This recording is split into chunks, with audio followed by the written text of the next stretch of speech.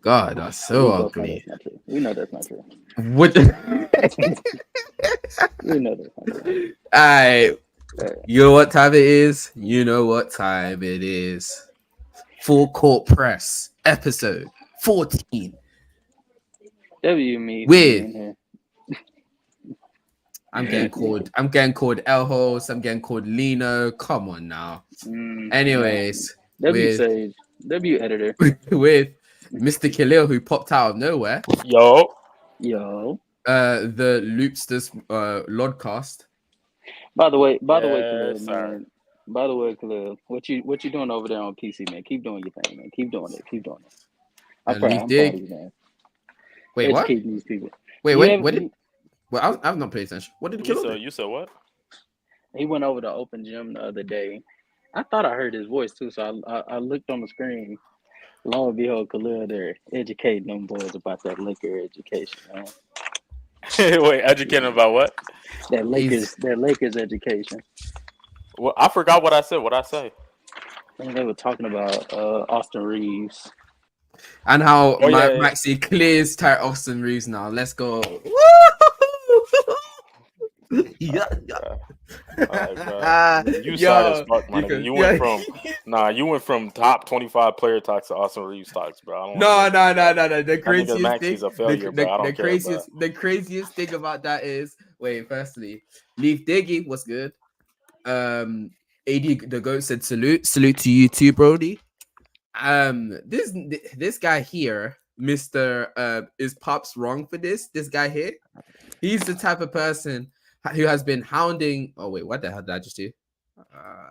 Oops. Yeah, he's been saying, oh, what's called? What's the real difference between Tyrese Maxey and Tyler? Was not and Austin Reeves. In fact, you probably should have Austin Reeves because he can run the PNR situation. He can actually play make out that he does all these type of stuff good.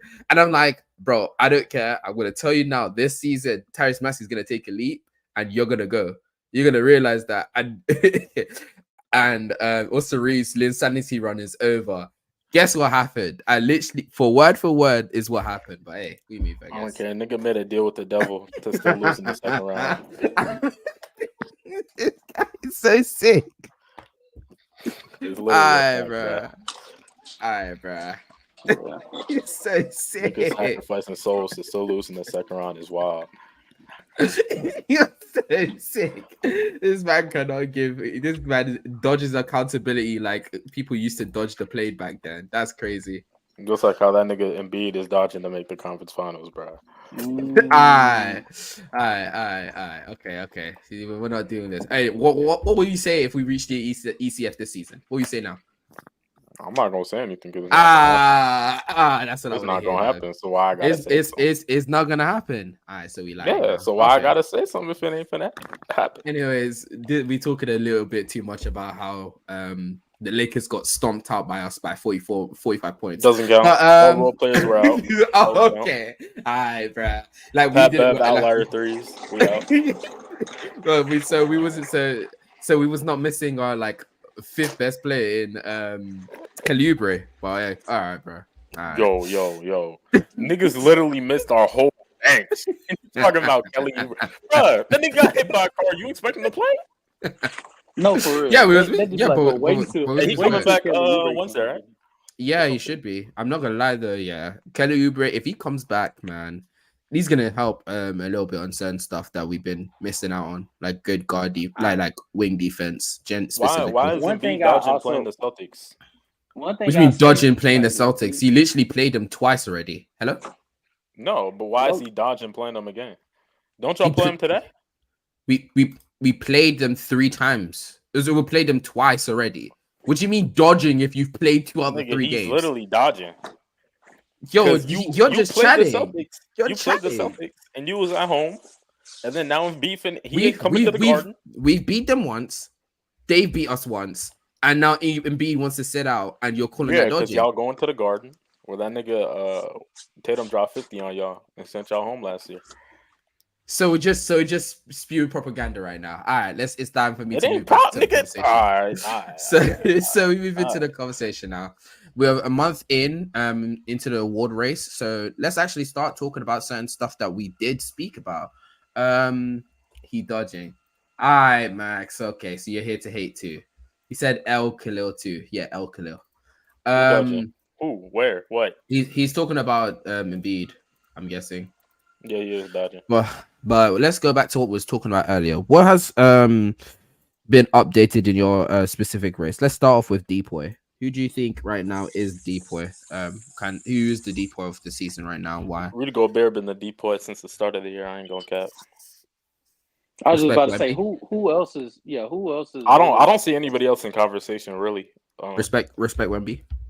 Wemby is not playing No, better than because Rudy I think Gobert defensively. him anchoring the number one defense in the league, being able to switch onto the perimeter this year, being a really good one-on-one defender, and being clearly the best rim protector in the league to help the Timberwolves become like the most threatening defense in the league makes him the DPOY for sure. Yeah, I ain't gonna lie to you. That all of a sudden versatility that he got going on is moving me.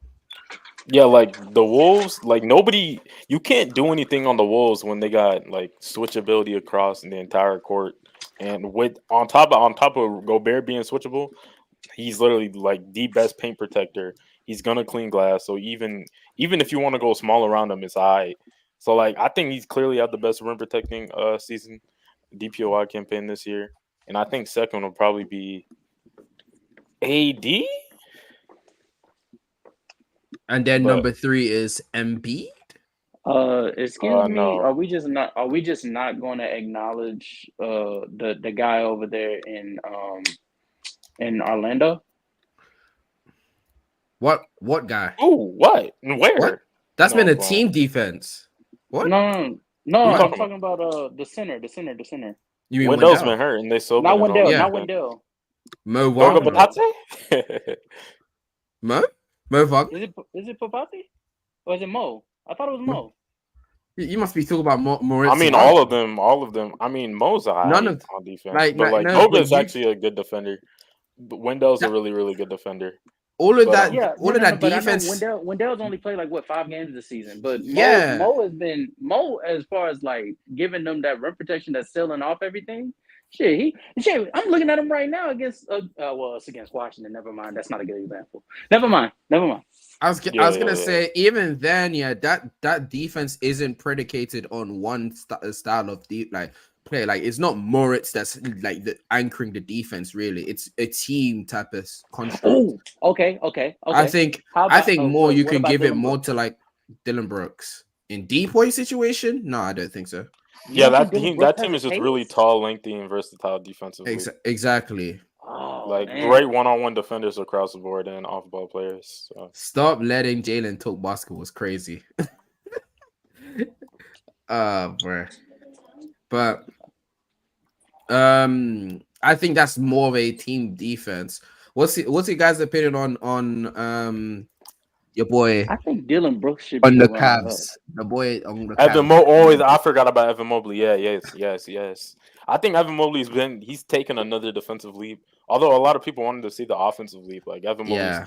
shown to be a top like 3 defender in the league this year. They've had him in gap playing help. He's like been a great gap defender, shutting down a lot of like passing lanes, driving lanes. And then even when you put him like if you put him as the anchor big, he's still gonna deter a lot of shots, contest a lot of shots. He's getting a lot more blocks this year too. It's like Jared Allen has had like a somewhat down defensive season, and Evan Mobley's been helping him a lot. I think Evan Mobley's kind of like the defensive band-aid that the Cavaliers always needed since LeBron left, and I think he's easily top 3 DPOY candidate. All right, Gabe. If you really want to say that, yeah, come up, man. That's cool. Come up here, man. But yeah, I think I've always been thinking about Mobley from a defensive aspect because I kind of gotten to the point where I understand Mobley is not going to be the offensive player that people like want him to be. I think Mobley at most will get to the point where he'll have like some type of like a consistent move from like 3 to 10 feet. I think that's what he will max out as, and he'll always be a good connective passer. But outside of that, I just don't think. So something like Bam. Yeah, I think he's gonna become a better Bam because the issue, and this is actually brings me to a conversation I've been wanting to have.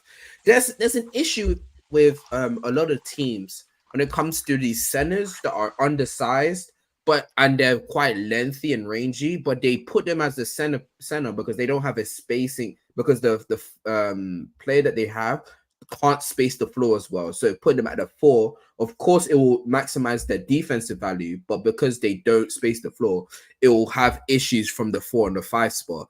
That's why I think Bam needs to be a 4, but Bam doesn't space the floor well enough for people to actively put a 5 next to him, like a traditional 5.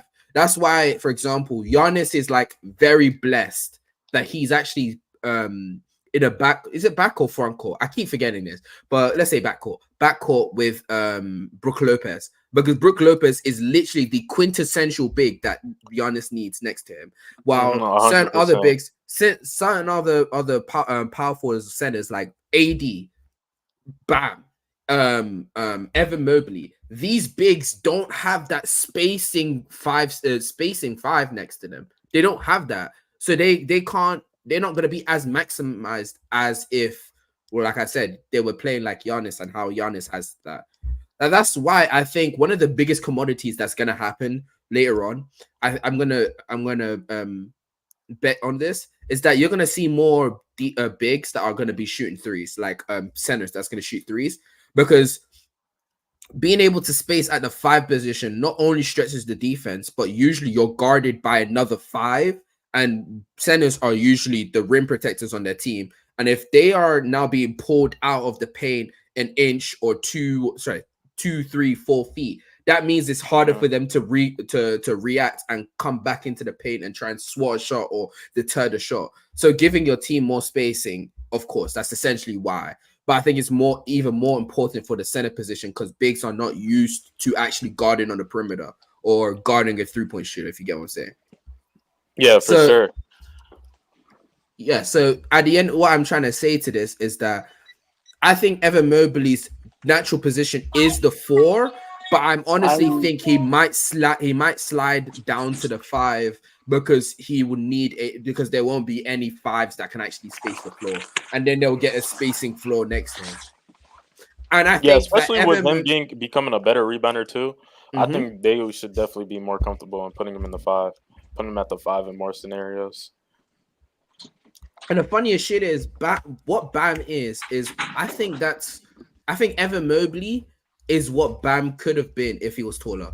I think if Bam was taller and still had the same fluidity as he did, I think Bam will probably be one of the best defense. I think he would actually peak as one of the best defensive centers we've ever seen, because Bam does everything you need on the perimeter aspect of stuff. But because he's too short, he's not that good of a rim protector. And that's literally the only problem with Bam, in my opinion. Yeah, but the thing is, him being shorter also helps him be quicker.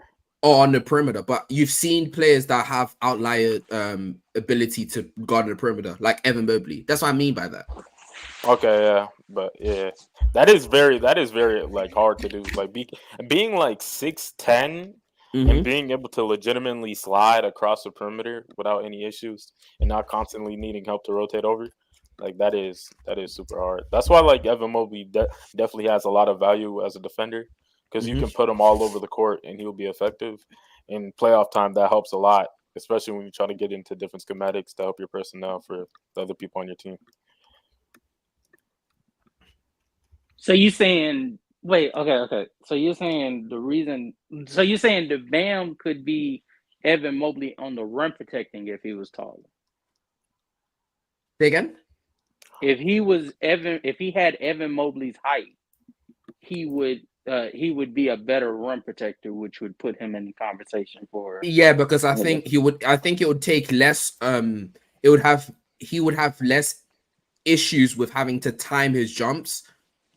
So the thing is with being 6'9" is that although you have the wingspan, which means it allows you to still deter shots, if you're simply taller, timing jumps and just being a presence around the rim is much easier than a 6'9" player being able to do so. It's just straight up easier. And I think the ability of just being 3 inches taller, so everything that a defender has to deal with is 3 inches, you have 3 inches of less space. just means a lot more. It's why people are still having issues really being able to shoot around Wemby, because people just realize, like, even though you beat Wemby, that space that you created just gets eaten up with a stride or two, and that's what I mean by that. That's a fact. Yeah, but I think Bam makes it up with his quickness and like his mobility. Because He does. He I does. think That's why Bam yeah, I is one think of the fair best defenders in the yeah, league. I think fair enough saying that if he was taller, he could be able to make up like the space that like, shot creators make and stuff like that. But I'd argue that Bam just makes it up with his foot speed and being able to just like he's still able to Ex- get there. It's what just you're without saying, like a stride or two, he's mhm. actually quick enough to react. The issue is what you're saying is not necessarily wrong, but me and you are talking about two different things. You're talking about on the perimeter. I'm talking about strictly as a rim protector. Oh no! I thought we were like talking about No, that too. I thought we were no, talking about that Now too. he's just saying no. if Bam was taller, like on He top of would all be. the other defensive values that he has, like if you Because add I rim think we've protection seen into it, then cases. he'd be one of the best defenders ever. No, and I think I think that there's some validity to that. I think if he's taller than like rim protection, that's why I was trying to clarify. If you're strictly talking just rim protection, I don't have Mhm. much to fight back on. I don't have much to fight back Yes, on. Yeah, because that was this. That's literally like Evan Mobley. It's literally Evan Mobley, yeah, essentially. Although Evan Mobley is, in my opinion, clearly worse on the perimeter than Bam. I think Bam is probably the best perimeter big, like defensive big in the league.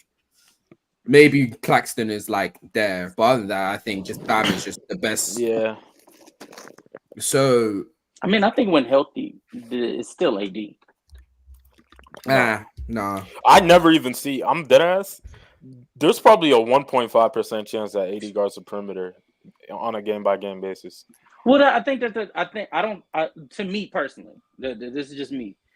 The volume in which that you have to do it, I don't hold against the player that I know is capable of doing it because we saw cases like in the hmm postseason, especially when it matters most, he was able to do But it, and not just against anybody. He was doing it against arguably the best, like I know, perimeter but the thing offensive player in the is, room.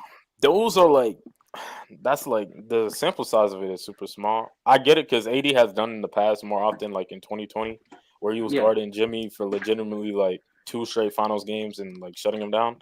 But like, I know what you're talking about last year where he guarded Curry for 2 possessions in the clutch. But like, aside from that, in that year, AD never guarded outside the paint. I can probably recall like every time AD went outside the paint to guard a guard, and it has worked well. Like yeah. most of the time, I remember when he guarded Cade Cunningham in the clutch. And he blocked. He literally let Cade Cunningham go past him. But since AD is so good at recovering, he gets the Bruh. block every single time. But like if you're comparing that to like bigs who actually guard the perimeter on a game by game basis, like Nick Claxton and Bam Adebayo and Evan Mobley, like I don't But think you can okay, compare it. If we're going based off of value, like true enough, okay, they have a larger sample size, right? Like in Bam's case, I would like to say like he has a far larger sample size than AD when it comes to having to showcase his switchability, right? Whereas hmm against with AD, he's more so he's either in a roaming stance or he's usually protecting the paint, and occasionally he'll have to step out to the perimeter to like cover pick and roll and stuff like that, right? Or pick and pop situations. hmm In AD's case, though, AD trumps the sample size that Bam makes up for on the perimeter. AD hmm makes that right back up on the rim protection side. Oh yeah. Everyone knows Yeah, AD yeah, is a better defensive player than exactly, Bam. exactly. Yeah, And we all so know that. Yeah. Actually, no. no, yeah. The more I think about it, okay, yeah, I know what you're trying to say. You're trying to say, Yeah. when AD does guard the perimeter, he does it better than anyone else from a big man standpoint, right? And yes, and I from a could rim get down protection with you on that standpoint, because now when I'm actually thinking about everything, I I disagree with can't I can't remember like any single time where AD's guarding the perimeter and he's not doing that like an exceptional level. I remember the Pacers game from last year where it was in the clutch. AD switched out to Halliburton, then he got the game saving block. Like AD, yeah, AD on the perimeter is definitely like still a very great defender, especially since Draymond hasn't shown to be a good one on one perimeter defender and since like 2022 ish. So Mhm. I can definitely see that actually. But I'd still give it to Again, Bam. again, I'm not. It's not saying that I'm not outright dismissing because I think Bam has like Yeah, Quadricep had a case for like a few years, like a couple one years now, Justin, to me. But one my second. stance is I think AD. I'll take AD. One yeah, second, 1 second. He's uh-huh. oath called. Max says, "Why are you talking about this Bam Bam like this?" Alright, bruh. Bam doesn't classify as a big. He is a big. He Max, literally plays the bro, four Max talks five. about Bam every day. Like it's always in a bad way too, because he Yeah, he's says just he's not he. a real big man. He's just a wing playing a big, so he should be able to guard him. Max is Alright, like bruh. an anti-Heat fan, you know, like he. Real. And then AD the goat says, it was called facts. Well, go back to what you're saying. I just think that Bam's ability, his on, yeah, he's 6'9", but I feel like he's still like an outlier quickness on the perimeter, and I think his ability to recover very quickly, his him being athletic as hell, so being able to really get back into place very well. He's actually a good screen navigator, in my opinion. I think he's really good help side as well. I think there's just nothing really outside of rim protection on the perimeter aspect that he can't do, and I think he's the best at it. I think AD is like the close second, but I think I would still give Bam it. And then yeah, you can say AD just clears because he's just such much better as a rim protector. Hmm. Yeah, I can see it. Yeah. Versatility is like key in this era, and that's going more and more apparent the more these bigs or these very tall wings are developing. Like Jalen McDaniels, the more and more I'm watching him, the more and more I'm impressed with his abilities. The thing Jaden is when you McDaniels, yeah, he's legit, like Mhm. Yeah. a top five defender in the NBA, top seven, anywhere around that range. Because you can make an argument that he's like the second or third best perimeter defender in the league. On top of that, being a great outside rim protector, so he the just thing is destroys any well, wings he matches oh up no, against. Karen. My fault, my fault. No, I'm done. I'm done. One of the things the thing is what you said there when he said versatility, it doesn't even speak for defense in itself, it's in general, because honestly, even I feel like a lot of offensive players do get phased out if they are just still stagnant in certain things. For example, 3-point shooters, if you're not able to, when someone runs you off the 3-point line, get to the rim or have some type of mid-range situation, a mid-range type of thing, you start getting really phased out of playoff minutes, because at the end of the day, if they are able to run you off that 3-point line, what can you really do? Are you a connective tissue pass? Are you connective tissue in the sense that you can pass and constantly create? I was called keep pushing the advantage that one of your star players have done. Can you get downhill and make a layup that way? Can you collapse the defense like that? What can you do outside of just shooting? Like just a stationary shooting. If you could even add on like a movement shooting type of aspect too, that's another thing wrinkle that you can do. But I feel like in general, versatility is being emphasized and needed more and more. What's called everything is going on. The more and Hmm. more the seasons are going on, because you long gone the days, Khalil, where you can just have a rebounder on the team. Long gone the days where you can have two bigs on the team who all they can do is that they are good defenders, but they're not necessarily a good like scorer or anything that like you have to force feed them points like that. Long Hmm. gone the days that you have a play. It was called a playmaking um guard who doesn't necessarily score much, but it's mainly that they just assist for the team. Nowadays, even guards that do assist, and that's what their mindset is, they also know how to get their own. A lot of these type of players are really have mixed their bags to the point where now they can pretty much do a little bit of everything, because in the playoffs, teams nowadays, specifically nowadays, teams really scheme for your weaknesses even harder than I think that they could do before, mainly due to rules, maybe due to time. No, it doesn't really matter, but people they scheme even harder and key into your weaknesses. So if you're not able to push and make that weakness, also use that weakness and actually be, how do I say this? If you're not able to show that you're bulletproof uh, in the playoffs, then you can really get taken advantage of. And that's what you've seen with certain players. Like, for example, I would say Embiid, but Embiid is mainly due to health. And actually, no, like Embiid for a long period of time, one of the biggest issues with Embiid was playmaking, is his passing. Sorry, his passing was very sloppy, and is only Oh really shit, to like last season. we got super chats. I Oh, just really? now seen this. Super Yeah, chats? just Where? now seen. Well, That's not crazy. super chats, but we got people in the Oh, chat. yeah, I'm gonna Uh, get to them. But why am I? that's No, no, no. I literally. So I'm on the app. I don't know if you guys realize StreamYard just came out with an app on the phone, uh-huh. and so I'm on this bitch, and I'm learning shit as we go. Cause like I couldn't find out where to find the comments. W. Anyways, so W. um yeah, I think that's a lot. That's one of the things that like the league nowadays is really emphasizing. And it's also why you're Can you starting to speak? see more and more, huh? Well, I was about to say, can you speak on the impact that it'll have long term for versatility? You're just Like gonna when we see a talk lot about of you're just gonna see a lot more players that actually have a lot of well-rounded skills. So so you're gonna see, like, for example, with OKC, where there's a lot of ball handlers on that team, and a lot, although it kind of divulged into like SGA isolation, but like you have a lot of ball handling on that team. Or like for Orlando, there's a lot of long, lengthy defenders who can switch and guard at a lot of different positions. Or in Toronto, who also has the same situation where they're long, lengthy, and can switch and defend a lot of the positions. So that's what's going to be the league. And now some of the biggest things that people are going to come into the league and learn about is how can you score on defenses that they won't have as much weaknesses as they used to have. How are you going to consistently create advantages for defenses that are going to be able to recover slightly faster than 5 years ago? That's one of the things I'm very curious about. But what's he gonna say, Khalil? Are you talking about future of the league versatility? Yes. yeah, yeah. Oh yeah, I definitely think the league is kind of going away from more stationary shooters to more movement shooters who can actually attack closeouts and make decisions on drives quickly.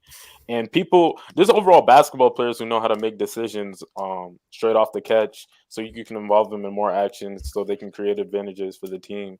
Like the Kings, they do a really good job of having people who are quick decision makers and can constantly create open looks for wide open cuts, wide open threes. People like Kevin Herter is good at it. Malik Monk is very good at it.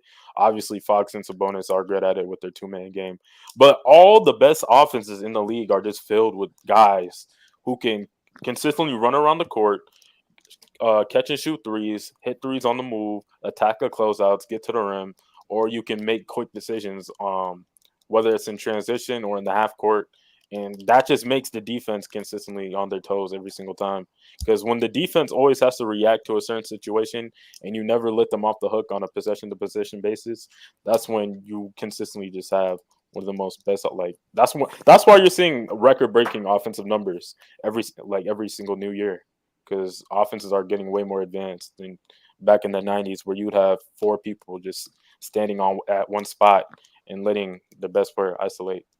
That's literally essentially what you're saying is today nowadays there's a lot more connectors in the league. So advantages that are created by a star player doesn't even need to be a Can be star led player. on, yeah. It be by a player can constantly be led on, like you said, because of the fact that they're constantly passing it, and now the defense is starting to be put in rotation, and the other person is driving in and then kicking it out, and then the defense is constantly having to rotate to that side and still making a lot of shots. That's like you said, that's why there's record breaking moments, because there's no time where the defense can actually sit down and actually get back into their formation like that. It's So not a coincidence that when the Warriors started breaking out in 2015, when they had Draymond as a connector, for Curry in the pick and roll, like teams didn't know what to do, because you trap Curry off a ball screen, and after that it gets led on by Draymond, who knows how to operate an offense from a 4-on-3 situation, whether it's a lob, bounce pass, or him taking the dunk himself, or him resetting the action going into a handoff. or them going into a split with Curry off the ball. It doesn't matter. They know how to consistently lead on the advantage that their star player created. I think a lot of teams studied off of that, and now you just got teams just 115 average offensive rating. Like it's just much better offenses now than back then. Back to looking at the charts. He says, casual. They're saying Rando and Rue will be back tomorrow. Oh yeah, Well, Cam let's Reddish, pray for Rui, it. and Vando are back tomorrow, and Jackson Hayes. Let's pray for it, so the Lakers can actually be judged off of their regular season officially. Because I haven't been paying attention to them because nobody's been healthy. Max, what's called? Max says Jaden McDaniels is big. He's talking to me and he's saying you're not cooking, you're chatting, Zena. Alright, bro. Dev pops in and says, Doug, what's good, Dev? And then Justin over here is just constantly saying cook 'em chat, W chat, all right. Max says a lot of players that's mid at everything. And then it says naming failing teams is crazy. But now that we've pretty much alright, bro. Now that we've now that we've moved on from that conversation, let's get on to another one before we get into like the bigger ones. Sixth man of the year. What's your opinions on who's the sixth man of the year? Because there's a lot of names that we can go bring up on, but I know whose name needs to be thrown in the raffle if they keep on playing this way. I'm gonna go with Emmanuel quickly. Really? Yeah. Who'd you guys have? That's interesting. I don't think that's a crazy pick, but I didn't think you was gonna say his name. Yeah, it was gonna be AR-15 until these last two bad games. But I knew it. I knew it. I was waiting for it. I was waiting for him to say AR-50. I was gonna be like, damn. He went from having conversations with Maxi to now being a sixth man of the year. That's crazy. What is a connector? A connector is someone who's able to move the constant vantage. How do I say this correctly? So, like, for example, if your star player drives in and the defense collapses and he kicks it out, and now that player with the ball, the defender is now rushing towards him. If he's able to constantly make the right pass in that situation or make the right read, whether it's taking a shot because the defense is too far away from allowing me to shoot, or passing it because he's just caught up to me, that's making a connective pass because the advantage is still the advantage is still there. That is a connector in that situation. I don't know how to explain it in like what a connector is. So if Killer wants to say it. You said what? He asked what the fuck is a connector? Oh, I just think it's somebody a role player to be, or it can be any player who can lead on an advantage and can make quick decisions off the catch. Yeah, I was gonna say a role player. I was gonna say, damn. I think you can have players that are like even star level players that are connectors. Yeah, who's a star level player that's a connector? Secondary or tertiary action player. I think 2016 Draymond Green said star player. Okay, we'll agree to disagree, but it's not crazy. Okay, but so he says so like Draymond Green, yeah. What was he talking about? IQ being in sixth man of the year. 6 man of the year. AR-15, lol. Yeah, no, you're bro, give me like 5 games and that's gonna be my 6th man of the year. Bro, really fell off, man. I told you. Quickly though, is Emmanuel quickly really like as far as the Knicks play has been? Has Emmanuel Quickly's play been more impactful than Cole Anthony's? I think Emmanuel Quickly is just a better player than Cole Anthony. I think no, but it's not based off of who's a better player. Because I agree, I think Quickly is a better player. I mean, yeah, even then, I'd also argue that he's just more impactful than Cole Anthony, also because how much value Emmanuel Quickly brings from the defensive end. I want you guys to respect Alex Caruso. Thank you very much. The Chicago Bulls ain't gonna be having a winning record, so you don't have to worry about him, buddy. Give my nigga Alex Caruso 1 6 man of the year, man. He deserved it one of the last 2 seasons. Oh yeah, he's one of the lead. He's the best six man on the 6-14 team. Nah, I'm sorry, I'm not. I don't care. Whereas my boy Cole Anthony though, my boy Cole Anthony, he's making moves out here, man. He's standing on business We coming off praising that a shot bench. chucker. He Aye, got that. bro. Aye, Okay. we We praising a gave shot Lou chucker. Will. We Aye. gave Lou Will a perennial shot chucker, 6 man of the year 3 times. We gave Jamal Crawford. We gave Jamal Crawford Okay, not too much on 6 man Jamal of the year. Crawford now. A Don't perennial, a not too perennial shot not chucker. A not too much on perennial Jamal. shot No, chucker. no, not too much on Is 6 man not of too the much year on him now. multiple times. So Not what too the much hell on is the difference with Cole Anthony, not who too much literally on Jay just a couple crossover. days ago Not was too much. mimicking the LeBron Not and D too much. Wade picture? Not too much Jay crossover. Okay, Jesus. Quickly still and, gives you good and scoring value off the bench though. He On does. He great does. defense. No. Well, okay. So when I'm thinking of what Cole Anthony is doing, because let's not act like Cole Anthony is being a negative or defensively this year. He's not being a negative. I mean, So he's okay. I He's just an okay even though defender. yeah, he's an okay defender. But no, I think Emmanuel quickly defensively is like far superior. It's not a discussion between him and Cole Anthony, right?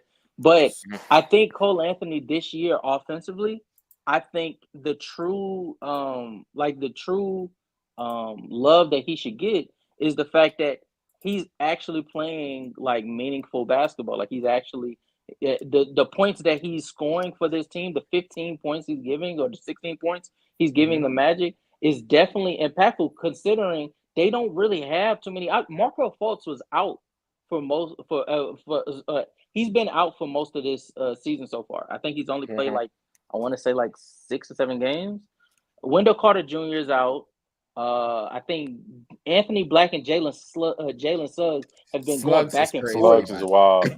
Yeah, Slugs is Jalen insane. Jalen Jalen Suggs and Anthony Black has been going back and forth with the starting point guard minutes. So Cole Anthony's minutes have been inconsistent. I think this year he's giving you like 26 minutes a game, but like he's like within that 26 minutes he's giving you 15 points, and it's like probably one of the most efficient seasons he's had so far. I want to say So, it feels like it. It feels like it for sure. so what about people giving Buddy Healed some love? I Yeah, No? I'm wouldn't be team. mad Yeah, at that. Buddy Hield would Yeah, be I in the wouldn't be mad at race. that. Yeah, I wouldn't be mad at that. Very But efficient I would 3-point argue. shooter, even. Huh? I was gonna say like, does winning record matter in this conversation? I think that 6 man of the year is one of the few awards where it's ambiguous if winning really does matter in the whole scheme of things. I think it's more of a scoring award rather than really how much you're winning, as long as you're like in the playoffs.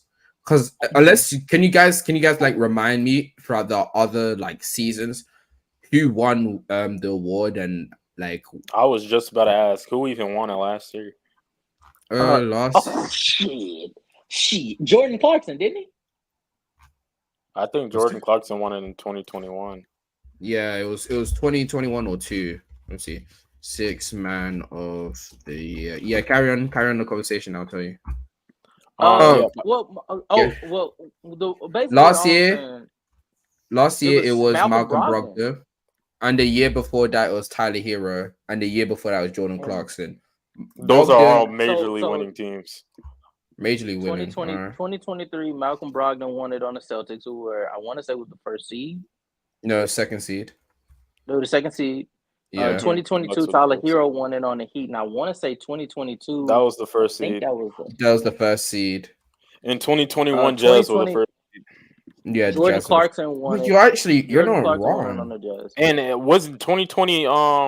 Didn't Montrezl Harrell won it for the won it, Clippers, and they were a top two. Yeah, they were top 2 seed. I know the seed. 2019 Clippers were what, the 7th or yeah, they were 7th seed. Lou Will. But Lou will average 23, so they just had to give it to him. Yeah, I was about to say I want to say that was an anomaly because Lou Will was putting up starter numbers while coming off the bench. Yeah.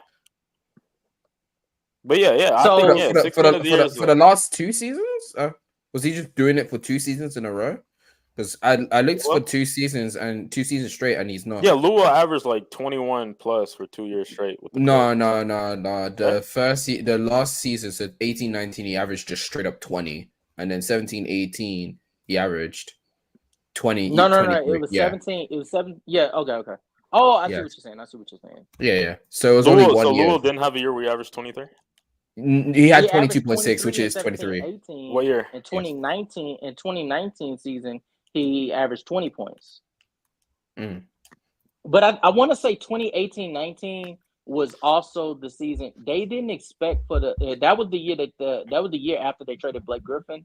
They weren't expecting the Clippers to even be in a playoff race. They were Yeah, that's supposed to why just be too. they were supposed to be losing, and Lou Will was putting up 20 points. Like, ironically, the way that we're talking about Emmanuel Quickly and Cole Anthony, like those 20 points, although it was like a tone down from what he did the year prior, those were meaningful 20 points because if he doesn't score 20 points, they not making the playoffs. I'm telling you that right now. 1,000%. You're not lying. You're not lying. So I stand corrected. El Zeno. Back to looking at the charts. We have Yeah, I might say, yeah, I'm starting to. The more we talking about it, the more I'm sold on. oh, my fault, Max. I'm gonna send you the link. But he I'm says the more we passing talk and about it, the more balling. No. I'm Right. the more we talk about it, the more I'm sold on Cole Anthony being 6 men of the year. I really like that pick. Mm-hmm. But let me just message the guy. He said, "I Send thought him. y'all was on most improved player." Not gonna lie, nah. The most improved Yo, player, Max, we know who that is. you're gonna need to add me back so I can send you it because for some reason you don't allow people who don't see you don't have your friend to send you shit. Bro, So Max is just cooking in the chat, bro. Stop Mhm. letting Zeno talk basketball. W Max. There's Tyrese Halliburton, the better point guard than Stockton. All right. Cole Anthony, 6 man of the year so far. I thought y'all were MIP, not gonna lie. No, we're not there yet. We're gonna go on to that next. This most 6 men are shot chuckers. That's what they're there for. Stop letting Zeno talk basketball. Winning matters. Montrezl Harrell, hero no. Brogdon dummies. And showing again why you don't know basketball. Alright, bro. Yo. This guy. He's hating. He's hating. Oh my god, He's dog. smoking your shit. I ain't You gonna sure care. you want to send that link to him, bro? I don't care. That's the difference. Because he's smoking on a Zeno pack tonight. Xenopack is crazy. you're just saying anything. That's crazy. Well, I've already sent him the link. But back to what I was talking about. Yeah, so who do you think is like number 1, 2, and 3? And we can move on. For a You should 6 do man that a for year, I deep. think number 1 is Mhm. Quickly. Number 2 is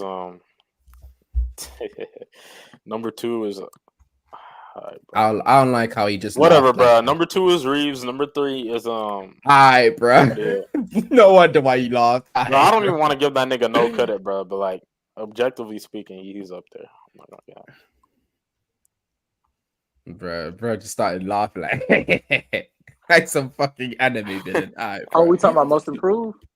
No, No. 6 man. Six man. Oh, Number oh no, top three for 6 man. oh, top three. Cole Anthony. Really, the more I'm looking into it, the menu quickly, and Austin Reeves can get that third. He can get that third just because it's not too many. It's not too many 6 men. It's not too many 6 men. Not like it's not too many. Nah, too many no, 6 men yeah, I that's know playing what that you're well. Man, hop off, man. Bro, getting done worse than P5 is crazy. No, nobody's getting done worse than P5. Nah, No, P5 was P5 got done dirty. Bro, he got done dirty, nigga. Every time I remember that day, Bro, I remember that the whole chat just nigga said he cooking need a night. P5. Nigga said he got a nightlight. Nigga say he telling a scary story. Nah, Nigga that was say he wild. scared of the light. Bro said, yeah, he was born by it, molded by it, like he was baby. I was like, all right, bro. But Oh my god. I think mine would be straight up. I know that it's supposed to be winning teams and you're supposed to have it's mainly shock chuckers, but I'd still have Alex Caruso number 1, even though they're 6 and 14. I would have like quickly or Buddy Hield in my, being 2 or 3. I really don't mind where it is, but I do have him number 1 though. Okay. He's having conversations in the dark. That was mine. That's mine. On that Rod Wave shit. And then what's yours, Justin? I just said it. What was your 3? Say Cole Anthony, Emmanuel Quickly, and Austin Reeves. You're a Bucks fan and you're glazing Reeves. Have some shame. I mean, none of my none of my guys coming off the bench is doing what these niggas is doing, unfortunately. So. Have some shame. But now that we're going on to the 6th man of the the most improved player. Wait, time out. No. Zeno. So we not finna. No. I'm not finna let you get that off because now that I'm thinking about it, don't we need to have a conversation about how my Milwaukee Bucks started off behind you and now we didn't trump you Pass and them shit bitch ass in the niggas up. standings? There is no way we're about to do this. There's no way we're about to do this. But I was just making fun of your team. Y'all niggas are 7-3 at home. Guess what we at? We 8-1, man. We love our fans more than you, man. Fuck y'all, man. Fuck y'all. Yeah, being up on weak teams, but okay. So we're going back to stuff that actually matters, other than a shameless team being up on the weak teams and then saying, "Oh, we the bullies strong, on the block. We the bullies on the block." I want to say these teams to you for you guys to understand. So Grizzlies, Raptors, Nets, Pistons. What's called it? Paces before they were really, really good. The Magics before they were really, really good. Bucks, the Bulls, Raptors, Hornets. Really good. They were really good Hornets, from the beginning. Wizards, what are you talking about? Wizards again. Trailblazers. The thing is, you're just naming the East, bro. The East is a mid-off, bro. We beat the Mavericks. Does that not count for nothing? The Mavericks are good. Yes. Look, we beat the Heat. We beat the Heat. Does that not count for nothing? I'll name you the good teams. 1, 2, 3. Where is it? The Pacers 4.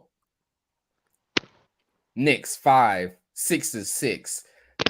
Was the early Hawks anything to scream about? No. I mean, exactly. The thing is, and the Heat, this for any team in the East? No, not really. But anyways, back to what I was saying. The Heat, no. So they only played really like. We beat the Lakers. Does that not count? You never beat us. Yes, we did. We beat y'all. We haven't even played y'all. You haven't played them. No, we're not. We played in preseason. We played in preseason. All right, bro. Yeah. Altogether, I literally looked at all of these teams. The only teams that you really beat were like 6 teams that you had only played 6 like hard teams. Like I ain't moved. I'm not gonna lie to you. I'm not moved about it. But yet y'all get to have a winning record against like very easy schedules and stuff like that. But do you see me glaze? Do you see me glaze them? The only thing I talked about was our offensive and defensive rating. I'm hearing a whole bunch of BS. What you hearing? Alright, bro. Anyways, back to something I want to talk about, which is the most improved player. Most improved player. We do not care. Most improved player. What's good, Justin? Most improved player. Now, what's the most improved player, guys? Khalil. Who is the most improved? Khalil. Who is the most improved player? I want to hear it from your vote. I want to hear it through your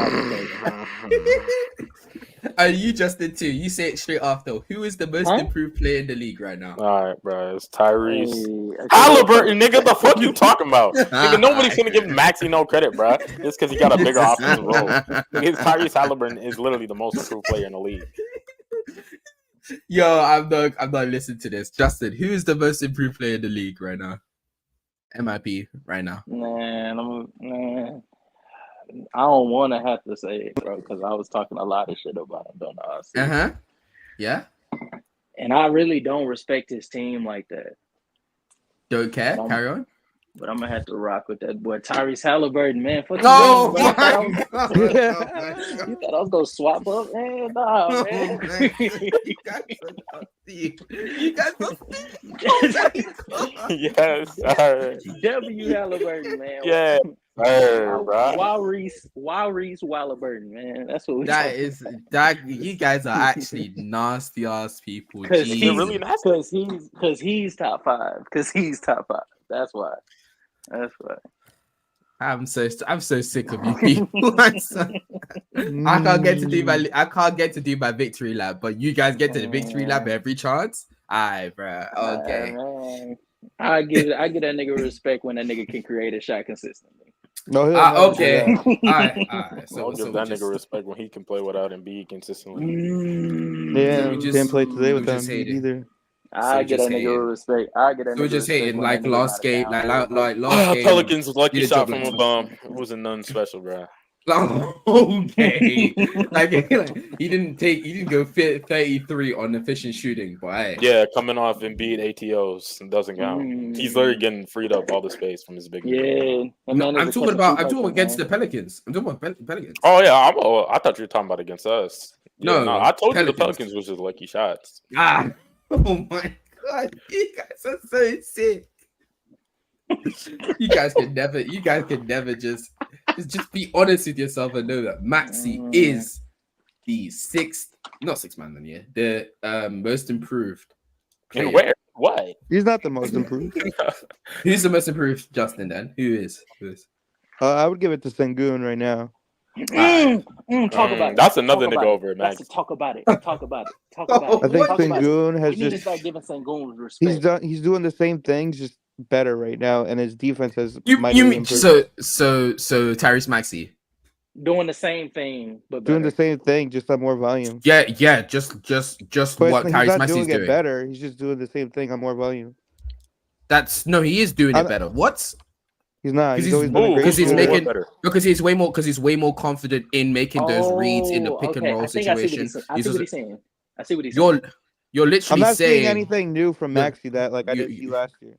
and you seen something new from Sengun Yeah, that you didn't see last I year. think he's saying. I think he's saying from. I'm an efficiency I'm standpoint. removing the defense part. The defense makes sense, but I'm talking about strictly offensively. Why we offensively, I feel. removing defense, bro? What you mean? Yeah, I don't Wait, understand that, what? but He just No, eliminated a part of the. No, because because I'm removing the defense because I agree with the defensive part because he's stuck in strictly offensively. That's why he said I see more difference. So that's I'm asking, what do you see on offense that he does different? offense. do you know Well, that, though? last year they weren't going through playing through him on offense as much, like because their coach was horrible. So this time they're playing through him, and then he's shown that you can play through him on offense and lead a. I think I'll they're be like real. middle of the pack offense right Mhm. now, but showing that he can lead a middle of the pack defense offense, and he can play good enough defense to make your defense not a liability. I think I'll be honest with you. I think that he was always able to do stuff like that. And he's shown that last year, but it was only in spurts because as we all know, last year that team was an AAU team. That team did that when it did go to Sengun. Sengun always showed the ability to make those reads last year. The reason why people didn't put him over certain players also coming into this season is simply and strictly because of the fact that at the end of the day, they weren't in a cohesive system to actually show and showcase that he can consistently do it. But if you was watching last season, he was able to make those reads whenever you gave him the ball and whenever you actually allowed him to make put him in those situations. So really and truly, I don't agree with the notion that he wasn't able to do stuff like this last year because he was able to. Like you said, it was on more volume. The same thing that Tyrese Maxey is doing when he's usually being forced off ball because Harden, rightfully so, is on ball and is usually dictating most of our offense. When he's now not here and you're asking Tyrese Maxey to now run pick and rolls with Embiid and get downhill and create, whether it's not create, but like get downhill to the rim or to make a read out of the pick and roll. He's able to do it way more consistent, not even even way more consistently and even more comfortably. That's still a growth in his game, whether you like it or not. And yes, it's still on more volume too. So it's literally the same way that you're saying when you talk about Sengun. So I don't really understand. Well, to be fair, you handicapped my argument by saying not defensively. So Oh no. Agreed. But you were saying when you said that you seen things that you didn't see him, I thought you was talking about on the offensive end. That's why I said remove the defensive end because that's not what we're talking about. If you talk about defensive end, I agree with you. That makes sense. I won't deny that. But if we're talking about the offensive end, I'm curious to what he has done differently that he did not do last year. Just being more consistent. Damn, he So fair cooked enough. too. I killer. You said nasty killer. Jesus Christ. But all right, okay. Since you guys don't want me to go on my victory lap on Tyrese Maxey, let's just throw it off. What's our top three for the MIP? All right, Halliburton, um, Jalen Suggs, and Maxi. I'm gonna ask you, Justin. Now, I'll still say Sagoon, and I'll put Maxi in there. what's your last one?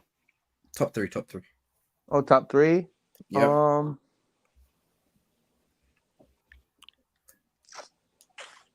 I'll put Suggs in there. Yeah. What's your opinion on Suggs? Since you guys keep saying Suggs' name. I Oh, well, think actually, let's get casual's point opinion on this, and then I'll go and ask that. Um, well, What no, is what's blood? I want to hear Justin's just so I can make sure. Well, not make sure, but I just want to see if what I'm seeing is like different from what other people seeing because I'm seeing improvement from the kid. What? what Lil Bro said. I don't know what Lil Bro No, said. I'm not gonna lie. Little bro is crazy. No, I'll okay. So I'll just go then. What I'm enjoying, what I'm liking, what I'm seeing from Jalen Suggs is the defensive end. He's taken a step forward as being that point of attack defender. And I think that like alongside of them being a collective unit defensively, which I give to you guys that you were speaking about earlier this season, I think Jalen Suggs deserves some credit also for him earning his minutes on the defensive ends, particularly as an on-ball defender. I also think as a scorer, I think this is the first season in a while that he's been like average efficiency. Because I think we all know like Jalen Suggs offensively, like outside of like slashing, he's not really giving you much. Mm-hmm. But even just the fact that he's putting pressure on the defense far more consistently than he's really ever done in his career. And then from the 3 point line, I think he's shooting 37%, which is the best he's shot from the 3 point line ever in his career on the highest volume he's ever shot in his career. mm-hmm. Um, and I also want to give a shout out to Paulo. I think Paulo and him as a tandem is like on that side of on the defensive end. That's truly what's not only elevating Jalen Suggs, it's also elevating Paulo. I think both of them are feeding off of each other from their chemistry on the defensive end, and I think that that's ultimately what's benefiting and really earning Jalen Suggs his 27 minutes a game is what he's doing on the defensive end.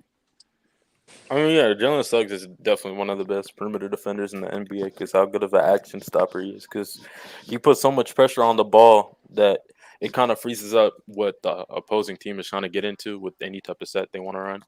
And yeah, you spoke. Casual look at He's private taking chat. an offensive lead this year for sure as a shooter and a playmaker. So he's been like a real good piece for the Magic from now and going forward that they always wanted to have since they drafted him. I think at number 6 because it was Mm-hmm. like looking rough for his first 2 years in the league. I think Scotty Barnes deserves an honorable mention for most improved too. Does he? What would be his case? Yeah, what would be his In his case? case, he's improved his shot immensely. Is that really moving you when his production is still relatively like it's a slight increase versus a Tyrese Maxey who you say what you want about his volume. He is like his volume skyrocketed, but his efficiency has still stayed the same, if not in some cases better. And then in Apple Sengun, as you were speaking about, defensively, his improvement, offensively, him being more consistent on the on in the post, while also upping his efficiency and his playmaking being far more impactful than it was in seasons prior. Like I don't see where Scotty Barnes could even have a horse in this race, to be honest. I agree his production isn't eye popping, but the Toronto Raptors do run a slow offense. They're more defense oriented, and the way he's playing, the way he's playmaking for his team, I would say it's very improved. What do you think, Cliff? I haven't been watching much of the Raptors, so I wouldn't even be able to comment on it. I watch him when I bet on Scotty because Scotty is like what I didn't know was how good of a rebounder he is. He's a really good rebounder. And so oftentimes they be having these crazy bets where it's like Scotty Barnes over on 9.5 rebounds. And I'll be like, bro, a four getting over 9 rebounds is crazy. And that Yeah, nigga does it. he's like 6'10" ish and very athletic. So. Yeah, and he's Exactly. shooting 37% on 5 threes. That's really good for him. I think he's That's like really 28% last year. okay. I'll say this. I would put him over. I would put him possibly over Jalen Suggs, maybe. I'm really not sold on it because I think Jalen Suggs' defensive like improvement has shown like to be far more impactful for Orlando than what Scotty Barnes' improvement does. Because I'm looking at Orlando, I'm looking at Toronto, and say like his what really is his shooting really doing for them when they still have like a bottom 10 offense. So we're talking about Toronto. We're talking about Scotty Barnes. I actually have something to talk about. I'm not gonna lie. When you're ready. Oh, okay. I was just saying when it comes to Scotty Barnes, like 3-point shooting, like sure enough, he's shooting like 38% on like the highest volume of his career, Mm-hmm. and he's definitely become more consistent of a scorer for them. But if your offense is still a bottom 10 offense, and it's been a bottom 10 offense for the majority of the career, what really case do you really have for your play being more impactful than Sengun, Tyrese Maxey, or even Jalen Suggs in that right?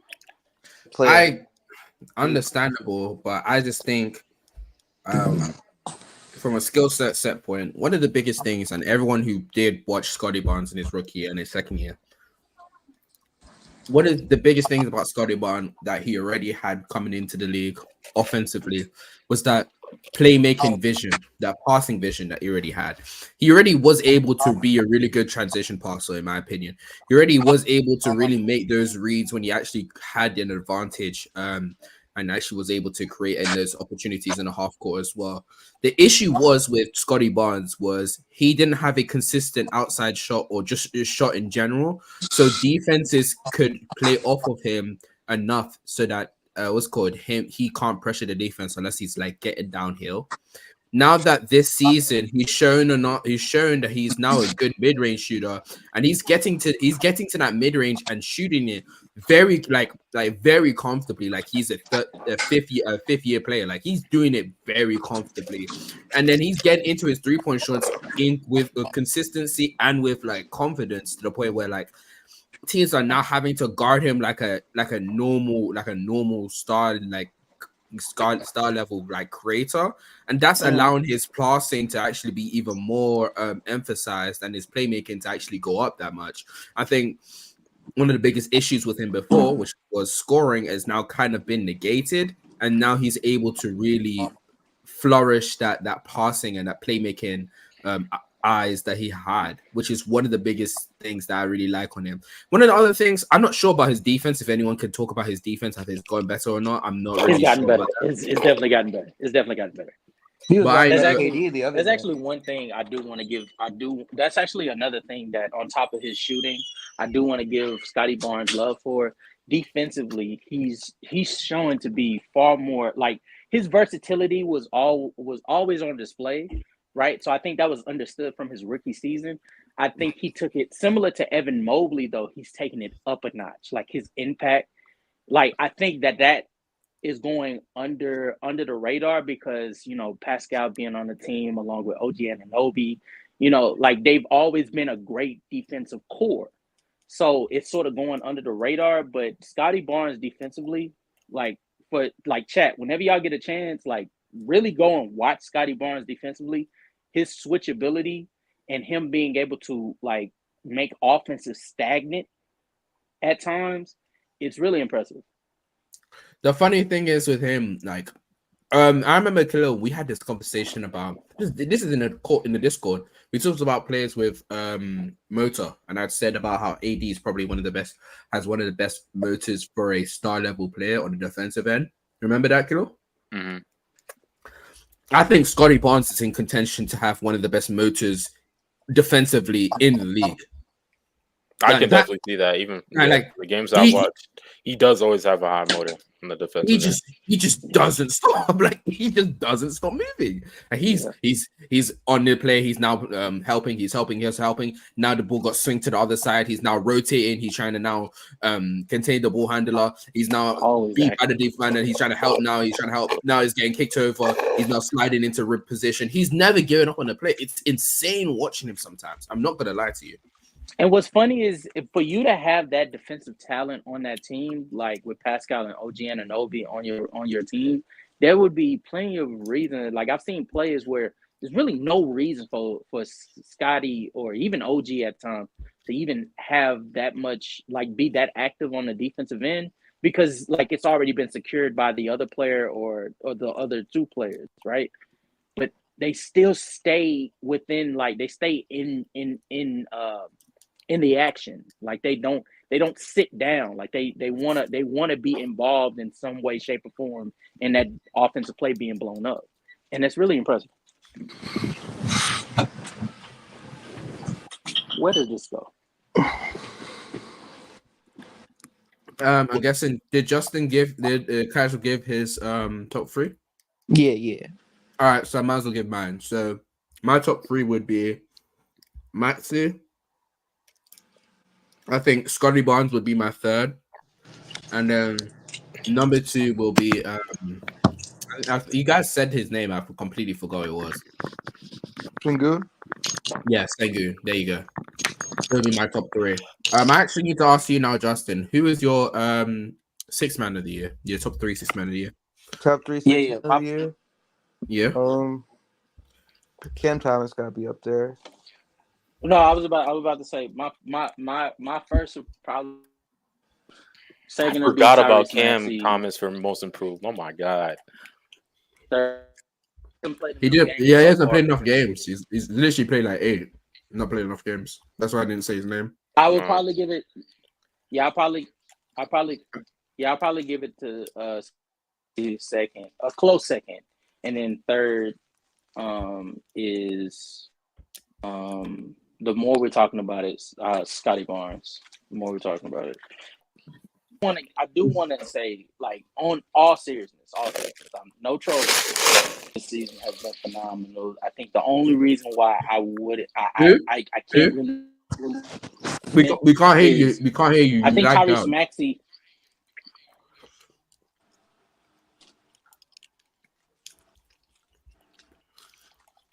Wait. Hello. How about now? You good? You good now? Hold on. Okay. No, what I was saying was, what was I saying? Oh, I was saying, I think I want, but in all seriousness, like I want to say Tyrese Maxey. The reason why I can't say Tyrese Maxey, what the gentleman was saying about Sengun, I think Sengun statistical improvements it's noticeable. I think from his ability to finish around the rim and the post is noticeable. Is far more impactful than it was last year due to him having a new coach and new players around him.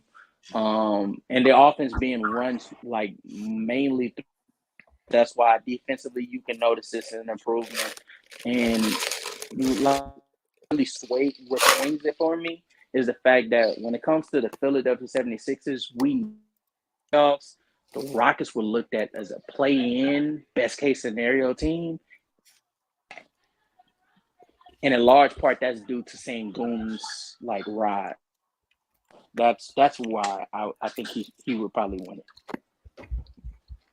Yeah, I could that. Makes sense. Makes sense. What's the next award? I haven't. I need to talk MVP, to Justin. MVP, MVP. Before we get to that, I need to talk to Justin, not you, casual. I'm talking about the other Justin here. We need to ask about what his awards is before we get to the MVP. That's why. All right, what do So you guys do? we did MIP, which you already heard. Sixth man of the year. What's yours? Cam Thomas. Mm-hmm. See, Austin Cam Reeves. Thomas is a starter. He's a He's been starter, but he was off the bench the last time he played, so I no, don't he know. That's because he, he he was just only came but back off an injury. All right, he's only then. been on the bench twice out of the last games that he played. All right, He's been starting. I'll put Austin Reeves up there. Mm-hmm. Let's see. Tim Hardaway Jr. Oh, okay. Trying to think of six man. I haven't saw a lot 6 minutes here. We said IQ. We said Austin Reeves. We said Jalen. Not Jalen Suggs. I'm crazy for saying that. I said Alex Caruso. Oh, Cole Anthony. Anthony. Yeah. Yeah, Cole Anthony. Cole Anthony probably leading it. I put Austin Reeves at number 2, and Buddy Hield's another one if you want. I put Tim Hardaway Jr. at number 3. All right, no problems. Okay, and then the last but not least one that we want you to tell us is your depoy candidates. What's your depoy? I actually never got to ask you all of you what the depoy was, but if we kind of know what it's gonna be about, it's gonna be AD. We're gonna be fucking saying it's like Rudy, AD, and like fucking Evan Mobley. So I kind of know what you guys are gonna say. So what's your depoy, Justin? Rudy. I put Rudy number 1. Mm-hmm. I put Evan Mobley number 2, and I put AD number 3.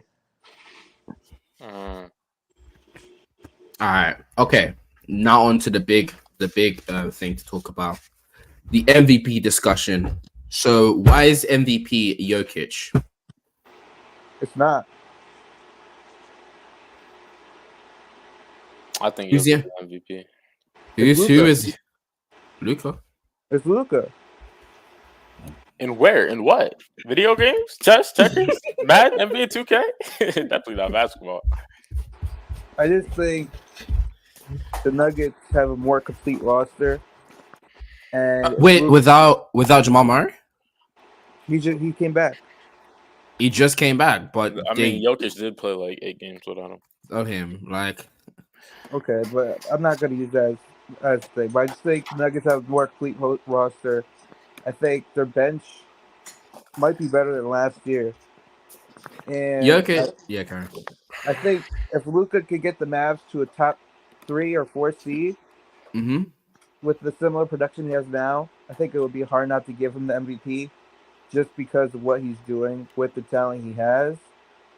But if you want to argue Jokic, you can. But I would just think that you got the level of difficulty would be on Luka's favor. I mean, we all knew coming into the season that the Nuggets had a better supporting cast around their star than the Mavs.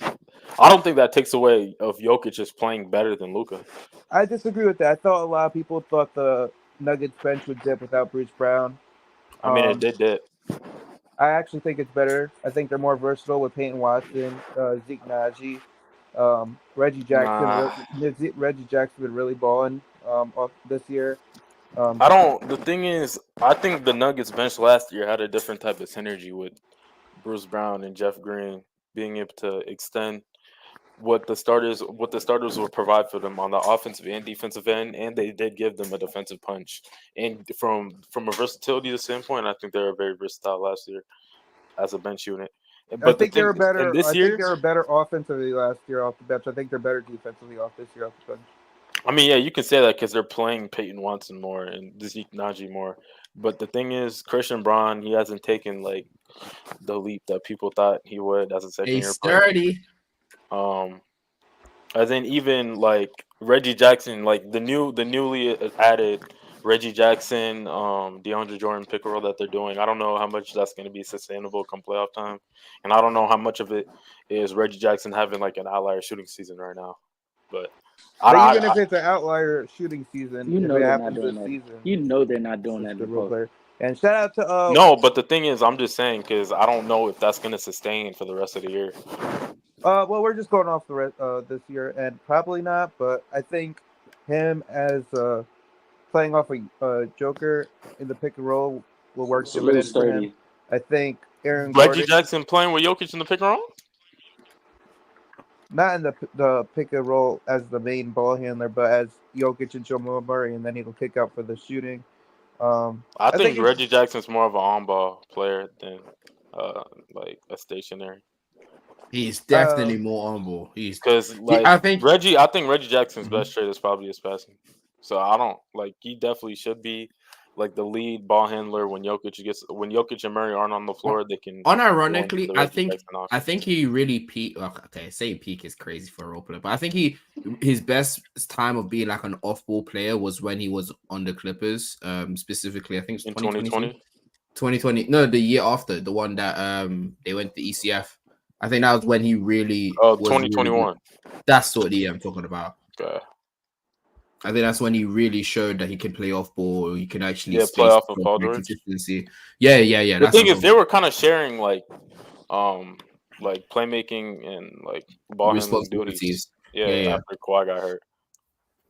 But even before that, I think that when Kawhi and Paul George was mainly handling the ball, Reggie wasn't.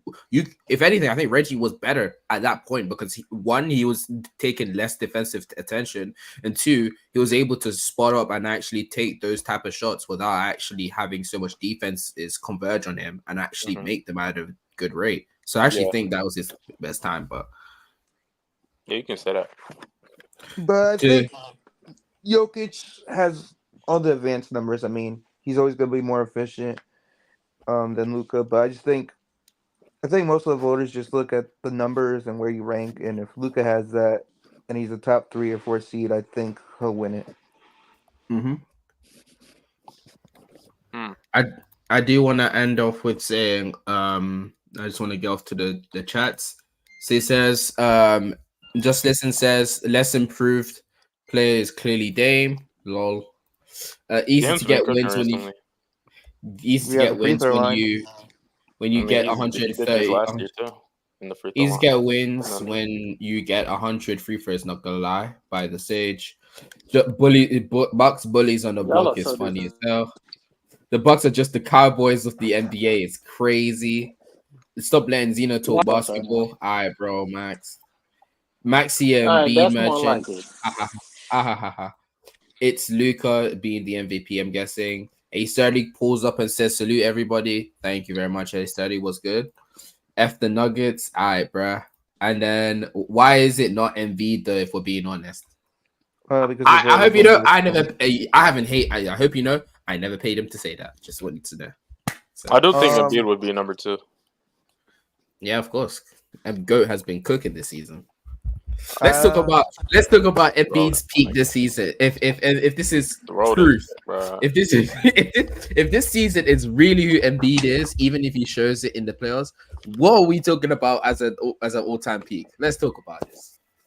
Let's talk about Like top 25, top 20. this. top That's a 30. top 20 peak. Oh boy. All Yes, right. sir. Top 20 peak with no conference finals, right? Yes, sir. This nigga Khalil's nasty.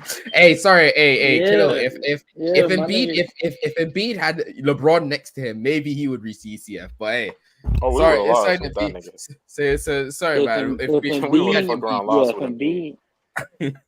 No, I'm talking about on our team, If not the other Embiid way plays around. like this in the Oh, postseason, if Embiid in the postseason, he's past Giannis in the world, he's and past it's not. Giannis. Yeah, he's the best player Wait, in so the you world. think he's a It's not top 3 discussion. player? I I think he's think top five. I think I'll be real with you. I think the the way only the issue. way he's playing right now. Mhm. Because I think Oh, the only thing that always routinely holds Joel Embiid it- from like truly like getting into those conversations is the playoff performances. Like he gets exactly. into the postseason, and so he ends up not performing to the way in which you would like him ultimately it keeps the players like Giannis ahead of him, the players like Curry ahead of him, who are on par, who's not better than him in the regular season, at least on the floor in the postseason to be able to display their greatness. Whereas Joel Embiid, when he hindered or hampered, and so he's not able to play the way that he can. If he plays the way he's playing right now, with the playmaking ability under Nick Nurse, and that transfers well into the postseason to where he can make one. I think if he puts conference finals, and then two, I think that and why Curry with the down year, Luka, even with him playing great right now, I think there's something to be said about Joel Embiid's ability on the defensive end, and we already know that Giannis is a playoff dropper as well. It's just he's at least there to be able to perform when needed. In a way, you can't say that. So yeah, no, I think he solidifies himself as the second best player in the world. If That's to add on to that, that's literally the only issue that people have with Embiid. And it's really the only issue why Embiid finds himself in these conversations with players like Embiid, like AD, Tatum, like KD, like Tatum, is the fact that Tatum being called better than Embiid has always annoyed me so much, bro. I'm not even gonna lie. Like, he's a hater. Like it's not close, bro. But like the only reason why these conversations can actually be ran is because Embiid, he's healthy. because he's not healthy when he gets into the playoffs, or even when Tatum, even a hurt Embiid, even a hurt key, like he's the impact, like the. Stop it. He's better than Tatum. He's better than Hurt Embiid is not better. Okay. No, hurt Embiid is crazy. Because even even with a hurt Embiid, Tatum is giving it right back with his inconsistent play. He's giving it right back. How inconsistent I hope you know, Justin. I want to say, Justin. All I want to say is, I do not subscribe to that conversation. I want to say that. What the hell, Justin? Because I want to say Embiid when he's injured, when Embiid is injured, his defense still keeps him in these top 15 discussion. But also the fact that he still can actually is the fact that he's still drawing in the defense in itself. Like players are still defense is still reacting to him like he's in the regular season form is why I still think he's still in the top 10, even though his scoring, the value that he brings from his scoring and his playmaking is lower than in the regular season. The fact that the defense respect him like it is the regular season is why I still think he's still in the top 10 discussions when you in the playoffs. But altogether, I think he's fifth. I think Embiid will be in those top 3 discussions this season if he brings essentially if he just doesn't get injured, he's in the top 3 discussion. I think that's what happened. But if he gets injured, we'll still have this whole conversation again because at the end of the day, we will never be able to see if Embiid. If he gets injured again this season, man, I never want to hear if he's healthy in the playoffs. I'm getting him out the top 100. Killer just wants to Killer just hate on Embiid, hate on Maxey. Like, bruh. Bro, that's because y'all niggas lost to the Celtics, bro. Y'all ruined my hope. I wanted y'all to come out the East, bro. Then I did. I'm not gonna lie to you. When I saw them literally choke away Game 6, I was like, we're cooked. Bro, I thought y'all had it in the bag. I'm not even gonna lie. Niggas was at home and y'all had control of the game like the entire time. Embiid will be Klay Thompson tier the top 100. That's too much. That's too much. But all right, since we've had conversation about Jokic, Embiid, who else do you want to have nominated? I haven't even got to give Jesus. No. All right, so Anthony Edwards. Anyone? No one wants to talk about Anthony Edwards. No. No. Yo. No. I'd rather have Anthony Edwards discussion than him saying Jesus. Say. And yeah, Shay. But when I say Anthony Edwards, shut the fuck up. Yeah, bro. They've been better. There's no way. I mean, Shay has been playing better. There's no. We're having MVP talks and bringing up Shay before we bring up Anthony Edwards. Yeah, like Anthony Edwards isn't the best shooting guard in the league right now. But okay. Oh, Shay's the point guard. well, wait a minute, nigga. Wait a minute. I ain't say that. I ain't say that. I tried I to mean, cook. I Devin tried to Booker and Don't Shea do are that. point guards right now, so So just by default. Okay, that's okay, crazy. okay. If I- D Book, yeah, if D Book ain't a shooting guard no more, then yeah, Anthony Edwards can have that. You think? Okay, As long as we let's. What about know, Luca? as Let's long I have as a don't we think. I know conversation think. I about when don't Luca. think. D I don't Book even come think back to Ant that is in the shooting top guard, 5 MVP talk. it's What's top your 5 opinion in on MVP talks. what Nah, about who'd be above him? You got Jokic, Luka, Mhm. Embiid. who? Who's he talking about? And MVP talks. What about Giannis? No, let's not. Why Do is that just a no? that. Stop. that's Stop not that. no, well, man. well, no, don't do that. No, because now Khalil's being petty. Don't do that to me. Don't do that to me. You know I don't Yo, about my fraud, bro. Bucks. That nigga. Let me That wait until we get to the postseason. Tatum would probably be 5. To be honest. I actually was gonna say what about Tatum, but I Tatum do want to should add Tatum on. Let's with talk you. about Luca. Let's talk about Luca though. Like your opinions on Luca Oh, now. Bro, We didn't nobody really talk gives about a Luca. fuck about well, I want to that say white this. fat I nigga. just want to say this. I just want to say this. The reason why Tatum doesn't have a place in this argument is because the talent gap between like this nigga he doesn't Nah, have that to be does. quite honest with It you. is kind of Oh yeah, sad. he's never gonna be in my top 30 MVPs. Yeah. Because like All at some right. point, bro, you just can't have that type of super team, bro. I don't give a fuck. Yeah, Don't- this nigga, don't like do quite this. honest, the Well, Celtics LeBron are could be in the winning. MVP The talks with the Celtics, Miami Heat. It's the crazy. Celtics are winning like a super Because team. Tatum has a Super team. better It's team crazy. around him than LeBron did in the Heat. Okay, buddy.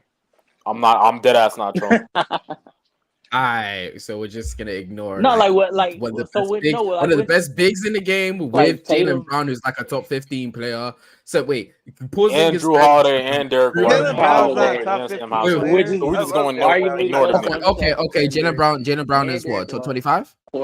He's top No, 30. he's top 35. Bro, Jalen Brown, it legitimately might be the 4th best player on their team. That tells you how stacked their Okay, team is. okay, Bro. okay, Okay, okay, but talk okay. about our bench, bro. Like, come on, Wait, man. wait. Okay, bro, if you have if your team is that great at the top, what nigga, you're obviously not gonna have a good bench. Good bench. That like if you have a good bench on top of that starting lineup, then you have a top 5 team of all time. Bro, I agree the names are great, but they don't play it up to their value every game either. It's not like that. Well, That's- not same with literally every single team ever. That's the That's sky what I'm is blue, the saying. So grass he is should be in the green. MVP talks, not based on the team. No. The sky is blue, the grass is green. Of course, not every team is gonna play great every day. That's not how it. That's just humans in general.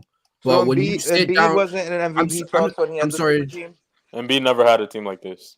Yeah, He never had Jimmy Butler, Ben Simmons, Tobias Harris, JJ Redick. Jimmy That was Butler. their great Yeah, team. and that team wasn't like again, this. And Embiid, Oh, he that's wasn't in no pre-prime. talks. That's This- pre-peak Embiid too. exactly. That's pre Embiid. So don't do that. That's Rudy Gobert. Yeah, he Embiid wasn't in no was talks. Rudy Gobert is crazy. Don't ever say that again. But Embiid was like post 2019-20, you know, in the season, you know, when you guys swept us in 4. That's just after that season is when the real Embiid actually became a thing. But before that, that's not really that Embiid. That year that you're talking about, that was the best defensive season of Embiid. But offensively, he still had his post moves, but he wasn't nearly the playmaker that he is now. He didn't even have the mid range like he had now, and his 3-point shot is even more inconsistent than he is now. So like that was not the same Embiid. You take Tatum off the Celtics. They're still a playoff they're on the team. same They're level as the still a Knicks. playoff They're on the team. same level as the Knicks. Do you not understand how crazy that You're lying is? to yourself. You're lying. No, that's a big Wait, drop do, off. do, That's do a you not big under, drop They're off. do you understand? Do you not fifth seed at understand? worst. Do you not understand how crazy that is? That with your best player off your team is still a middle, like a middle of the pack playoff team. You don't You can say understand that how about a crazy lot that of is. teams. Tell me a team that tell me 4 teams that you take off their best player and they become a middle of the pack team. And I mean like they're in the playoffs. So when I say middle of the pack, I mean 4th, 5th seed, 4th, 5th, 6th seed, 4th, 5th seed, sir. The Bucks, if you remove their best player, they literally drop down to like an 8th seed. So you can't use that. You take LeBron off the Lakers, replace him with a competent player. No. That was not your See, point. not That was not now your he point. playing dynasty. No. That's not your point.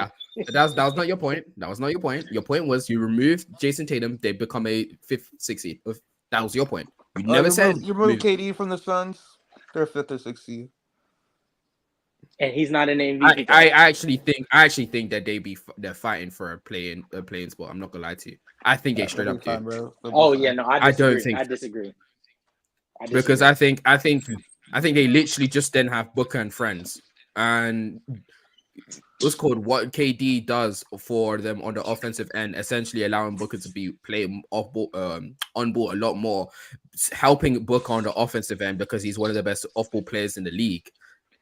Whether it's getting to the mid range very automatically or just being a good catch and shoot 3-point shooter is a very big thing that can help him. And also he's still a good to decent defender. That's still helpful. So losing that means that you're really begging on Booker backpacking your defense because Bradley Beal isn't here as often. So I don't think that they will be that great of an offensive team. That could just be me. Oh, you take Donovan Mitchell off the Cavs? They're in the same spot they are right now. No, they are not. Yes, they are, bro. They are not. No, they are not. You know they're 10-9, bro. They're not that impressive, bro. They're in the same spot. Who's 10-9? I'm not even gonna lie to The you. Cavs. You might have a point. Yeah. I think I'm not gonna lie to you. You take Donovan Mitchell, still fine. They're probably still fine. I think that they drop because you're now missing the scoring bunch of Donovan Mitchell. What? The best game they played was without Donovan Mitchell. Huh? The best game the Cavs played as a team was without Donovan Mitchell. Yes, but was saying this season, and I think this season they actually had the ability to be a top 3 seed team over the Sixers. I don't think that they are gonna have that type of ceiling anymore without Donovan Mitchell. I think they now more in the 8 to 6 range. Than they don't have that ceiling right now. They do. With Donovan Mitchell, be a top 3 with Mitchell on the team, yes, I do think they could be a top 3 seed. I think with Donovan Mitchell not there, I don't think they would. I just disagree with that. I never saw them as that ceiling. Yeah, you don't think another year of not forget last year. You don't think Even another this year year, of even- Evan Mobley defense getting better? You don't think another year of Darius Because Garland that's not the problem. fine tune his? No, because that's not the problem. That's not the problem. The problem has nothing to do with Evan Mobley's defensive development. It's all about the offense. Because Jared Allen and Evan Mobley are on the team. No matter the production that Donovan Mitchell is giving early on the season, if Jared Allen and Evan Mobley are both on the court together in the starting lineup, that look nasty as hell. And on the defensive end, that can only carry you so far. So yes, no, and I think even without Donovan Mitchell, it would still be a cap because defensively they'll still be excellent because that, and on the offensive end they'll still look fucking nasty.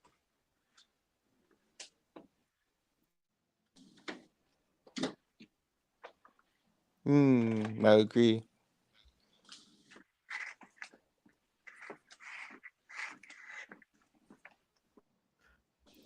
Fair enough then. Did I put him on hush mode? No. I'm not gonna lie. Mid sentence I zoned out, but I He agree. always Fair zoning enough. out when it comes to me, but all right. I've been all right, bro. Like you don't know I'm being dead. Disrespectful ass nigga. But there is no way Sage just said this. The Greek cheeks is not in a convert. He's crazy. He's not. I want to know. I want a team so that I control him. There is no way Blood said the Greek cheeks. All right, let's wrap this up. Yeah, before you go, what's your top 3, Justin? MVP? Yeah. Right now, or what I think is gonna be by the end of the year? Right now. All right, right now, I got Luka 1, Jokic 2, and Embiid 3. All right. What about you, other Justin? Nigga, just say my name, bro. Say my name. I just said Justin. No. My username. Justin. Nigga, just say casual, bro. Just say casual. Justin. Justin. fuck you. Okay. Uh, Okay, Justin. as of right He went now, bullshit. Jokic. As of right now, no, for real, he really on bullshit. Jokic won.